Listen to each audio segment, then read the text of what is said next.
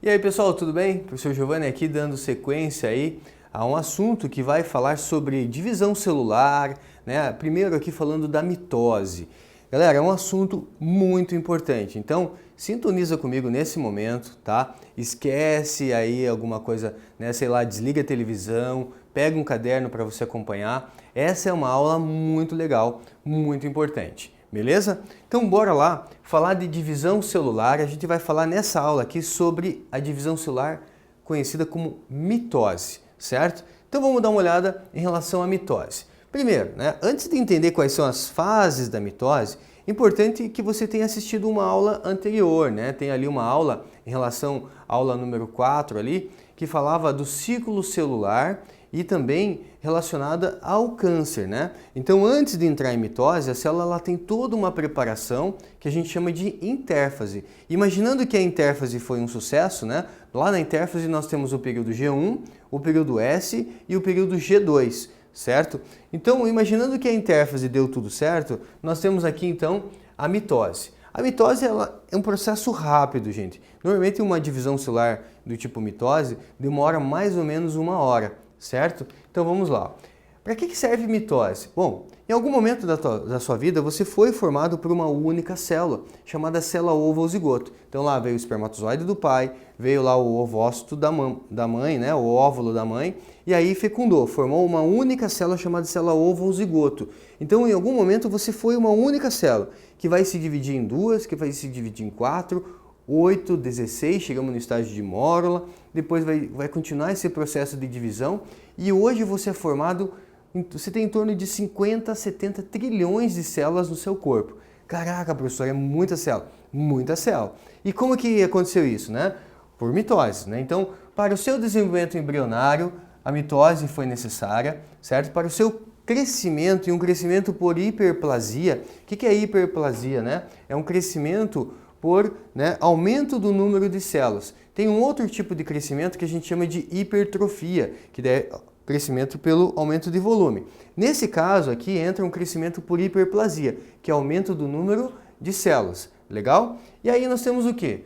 A mitose é importante para a renovação celular. Se você está bonitão aí, bonitona, né? Significa que as suas células estão sendo renovadas constantemente. E essa renovação celular te mantém jovem, te mantém bonito. Beleza? Então, renovação celular, regeneração, certo? Então, quando tem um processo de cicatrização, precisa também, né, entrar aí a questão da mitose. Então, para regenerar um tecido lesado, precisa entrar em ação a mitose. E reprodução? Veja que eu coloquei ali um asterisco, né? Nós não utilizamos, né, o ser humano não utiliza a mitose para reprodução. A gente utiliza uma outra divisão celular que é chamada de meiose. A gente forma nossos gametas por meiose. Mas existem alguns organismos, alguns seres vivos que utilizam a mitose como uma forma de reprodução, certo? Isso vai acontecer, por exemplo, lá no ciclo de vida das plantas, que tem o gametófito, que é haploide, que forma o gametófito, que forma gametas, né? Também é haploide. Então, o gametófito é haploide, é a parte da planta que forma gametas, vai formar o quê?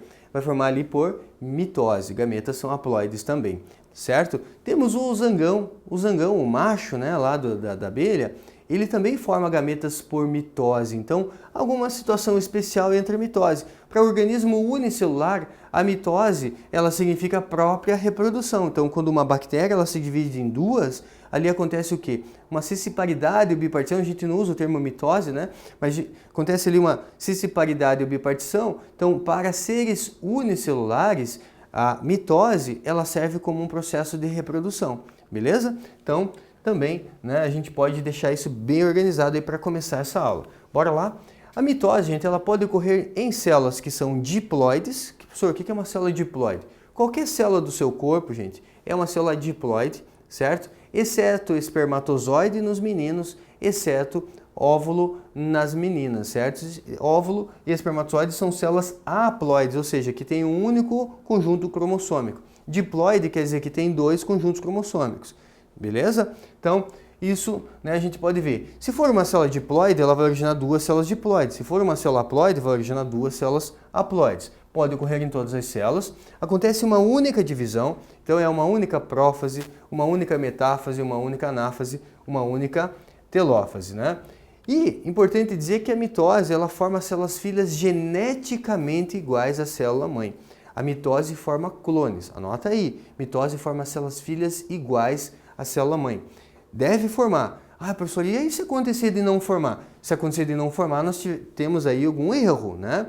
E aí pode acontecer, né, um erro de mitose pode levar a um câncer, certo? Então, por isso que é importante que essas células filhas sejam exatamente idênticas, né, às células de origem. Quando a gente começa a divisão celular, a primeira fase é chamada de prófase. Lembra-se que lá na intérfase o DNA ele estava descondensado, o material genético ele estava na forma de cromatina, ou seja, desespiralizado, descondensado.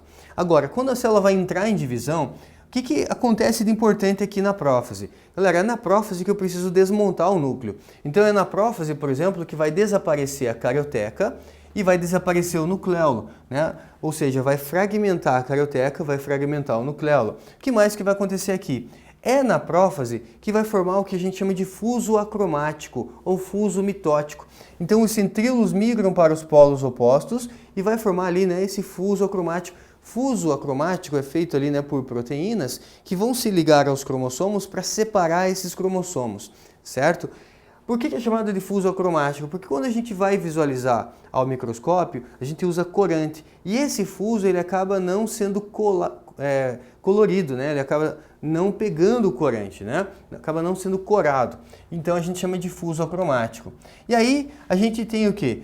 Isso aqui é muito interessante. A gente tem que começar a condensar, é o início da condensação desse DNA.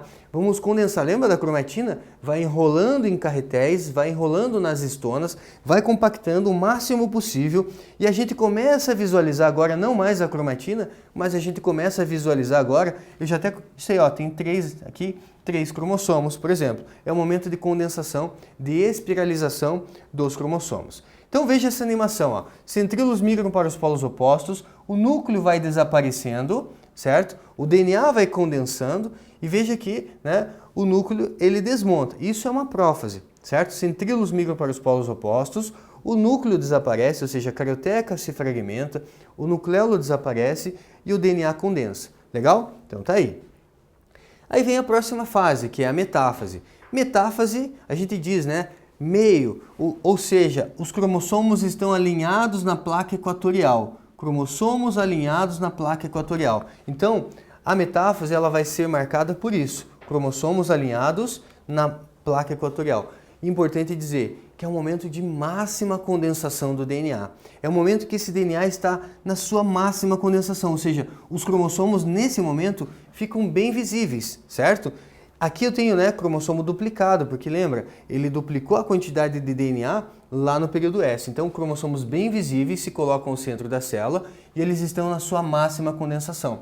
Então você, né, futuro cientista, quando você for estudar uma célula em laboratório, você vai estudar essa célula em metáfase, certo? Por quê? Porque o momento de metáfase é o momento que eu consigo fazer a contagem dos cromossomos, fazer o quê? A visualização dos cromossomos. Então, metáfase é isso. E aí, as fibras do fuso estão ligadas ali, né, na cintura do cromossomo, que nós chamamos de centrômero. Olha aqui, ó. O cromossomo duplicado está aqui, as fibras do fuso ligam na cintura do cromossomo, certo? Uma região chamada cinetócoro. Para você entender, imagina que eu sou um cromossomo duplicado. Eu tenho uma cintura, minha cintura é chamada centrômero.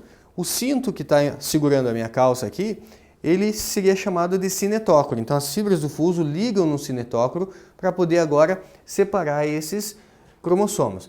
Próxima fase, então, é a anáfase. A anáfase vai separar as cromátides irmãs. Eu tinha um cromossomo duplicado, agora metade desse cromossomo vai para um lado, metade vai para o outro lado. A gente disse que separam-se as cromátides irmãs, certo? Galera, só que se vai separar as cromátides irmãs, veja, a princípio eu tenho uma cintura, um centrômero. Para poder separar as cromátides irmãs, eu preciso duplicar a minha cintura, duplicar o centrômero. Então essa bolinha vermelhinha aqui, ó, veja, ela foi duplicada. Eu tinha um centrômero, agora eu tenho 2 centrômeros. E é o momento que vai acontecer a separação das cromátides irmãs. Então a anáfase é marcada pela separação das cromátides irmãs. Veja que a célula já começa a ficar oval, beleza? Aqui você vê lá na animação, ó, a célula vai ficando um pouco oval, separa as cromátides irmãs, né? A anáfase forma o azinho deitado, legal? E aí vem para a telófase, né? Aqui a gente está vendo a célula no início de uma telófase. Telos quer dizer final, né? Ou seja, fase final. O que acontece na telófase? Galera, na telófase é o inverso da prófase. Se na prófase eu desmontei o núcleo, na telófase eu vou montar o núcleo novamente. Então é o momento que a carioteca volta a ser montada, né? Quem faz a montagem dessa carioteca é o retículo endoplasmático rugoso. Então a carioteca volta a ser montada. O DNA, que estava na forma de cromossomo, agora ele vai ficar na forma de cromatina novamente, certo? Então ele vai descondensar, desespiralizar, ficando na forma de cromatina, legal? E aí a gente diz que termina a cariocinese. Anota lá, cinese quer dizer o quê? Divisão. Cário quer dizer núcleo, então termina a divisão do núcleo, consequentemente eu posso montar esse núcleo, certo? E aí, né, a gente pode ver então uma telófase assim, ó, você vai ver aqui o núcleo, ó, vamos dar uma olhada dentro da célula, olha o núcleo sendo reconstituído, o núcleo sendo reconstituído. Professor, por que são dois núcleos? Porque a gente vai separar isso aqui em dois, certo? Então reconstitui o núcleo aqui, reconstitui o núcleo lá, certo? Aí você vai ver o final da telófase assim, quase que duas células. Esse momento a gente chama de citocinese. Cito é célula, cinese é divisão. Então é um momento de divisão celular. Gente, se for uma célula animal, vai formar aqui um anel de actina. A actina é uma proteína contrátil, certo? Essa actina ela forma aqui um anel contrátil e ela vai estrangulando a célula. Vai estrangulando até separar em duas. Agora, se for uma célula vegetal, não dá para fazer o quê? Esse estrangulamento, porque tem a parede celular. Então, gostaria que você anotasse e aí eu vou explicando na sequência. A citocinese em células animais, ela é centrípeta. O que significa isso? Que ela é em direção ao centro. O anel de actina vai estrangulando a célula. Então, citocinese em células animais, ela é centrípeta, ou seja, em direção ao centro. Já numa célula vegetal, não dá para ir em direção ao centro, não dá para estrangular a célula por conta da parede celular. Então ela começa do centro para fora. Então na célula vegetal, ela é centrífuga, citocinese centrífuga. Outro detalhe, a gente quando estuda lá as organelas celulares, né, os organoides celulares, a gente aprende que células animais têm centríolos, certo? E os centríolos são responsáveis por formar umas fibras que a gente chama de fibras do Aster.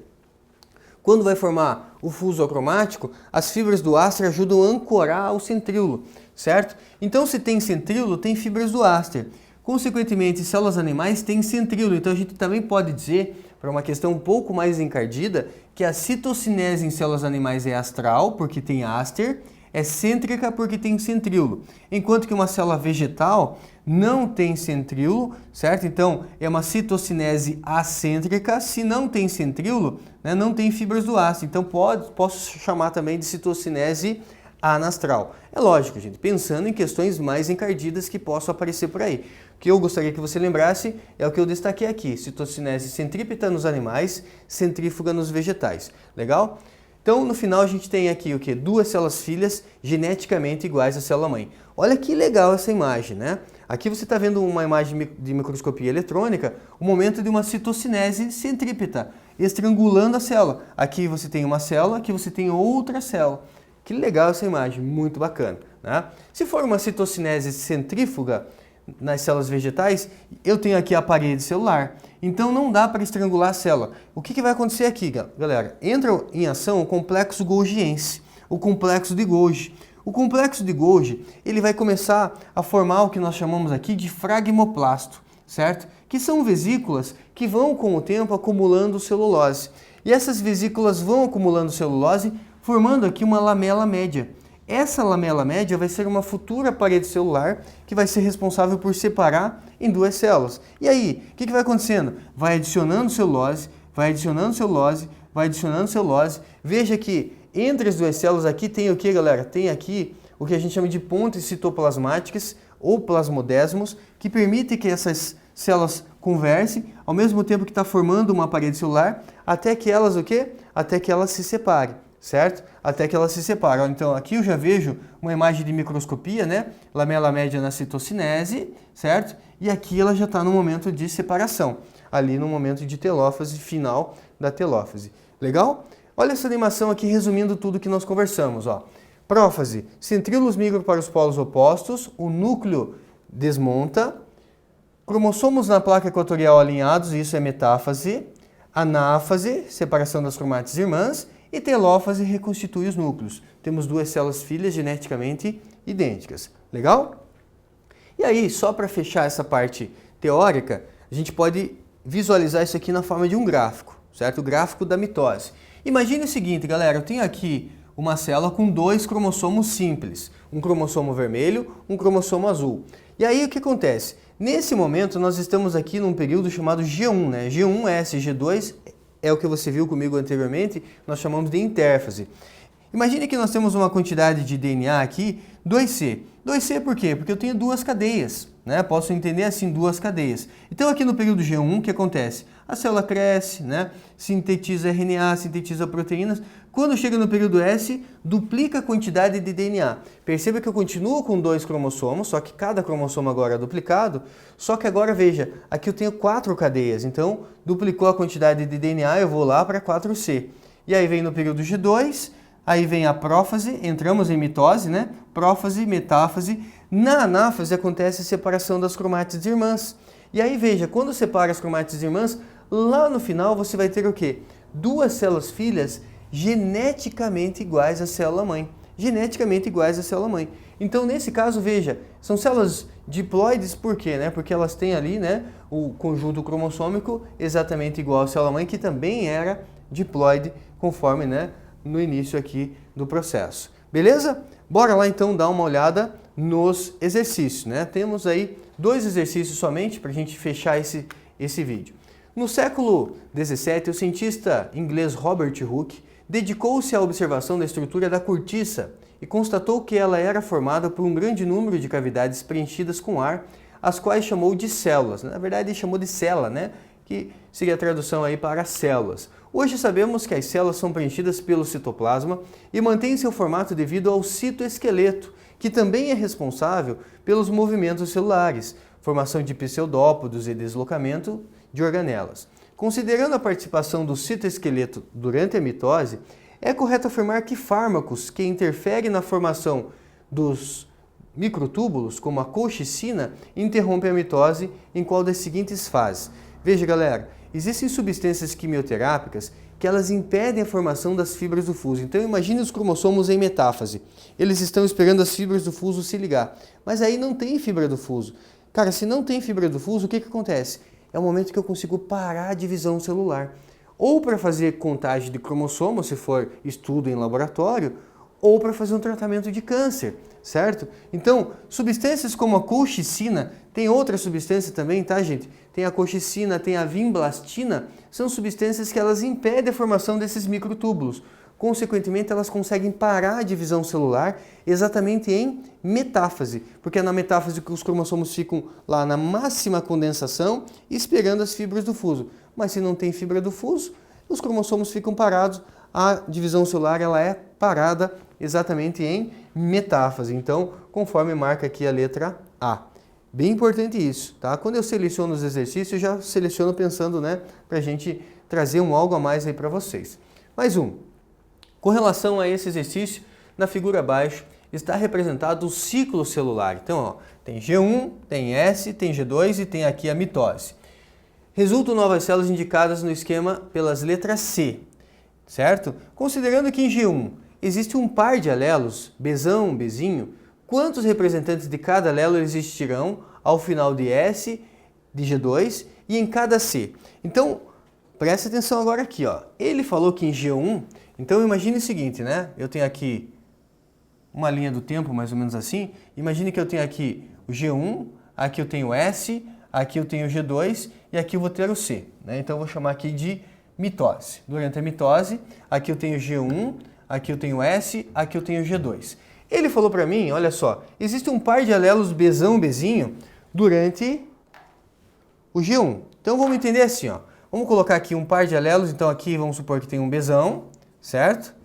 Em azul, aqui tem um Bzinho em vermelho. Tem um par de alelos no G1. Aí ele fala assim, existirão quantos ao final de S? Galera, o que acontece no S? Ah, professor, é no S que duplica, certo? no S duplica. Então aqui vai ter Bzinho, aqui vai ter Bzinho. Duplicou o Bzinho. Vai duplicar também o Bzão. Então aqui tem Bzão, aqui tem Bzão. Então durante o S duplica a quantidade de DNA. Ao final de G2 continua, né, gente? Final de G2 continua Bzinho, Bzinho. Continua aqui Bzão, Bzão, certo? E aí, na mitose, quando separar, você vai ter de novo só um Bzinho. Olha só, vai separar aqui só Bzinho, certo? Separa só Bzinho. E vai ter aqui o quê? Só Bzão, certo? Vai ter aqui só Bzão. Então veja, ele perguntou, existirão quantos ao final do S, né? Representantes ao final do S de G2 em C. No S, eu vou ter aqui, ó. Deixa eu pegar uma cor diferente, ó. No S é essa situação. No G2 é essa situação. E daí lá na mitose, eu vou ter essa situação e essa, porque separou, certo? Então vai ser quantos? Vai ser ali 2, né, de cada, 2 Bzinho, Bzinho, 2 Bzão, Bzão, aqui também. Então é 2 no S, 2 no G2 e vai ser 1 de cada lá no C, né, lá na mitose. Então ficamos com 2, 2 e 1, né? 2 Bzão, Bzão no S, 2 Bzão, Bzinho no S, mesma coisa no G2 e aqui na mitose, 1 de cada. 1 Bzinho, 1 Bzão, 1 Bzão, 1 Bzinho, certo? Então por isso, a alternativa correta, letra E. Legal? Fechamos assim mais uma videoaula. Até o nosso próximo encontro, gente. Um grande abraço.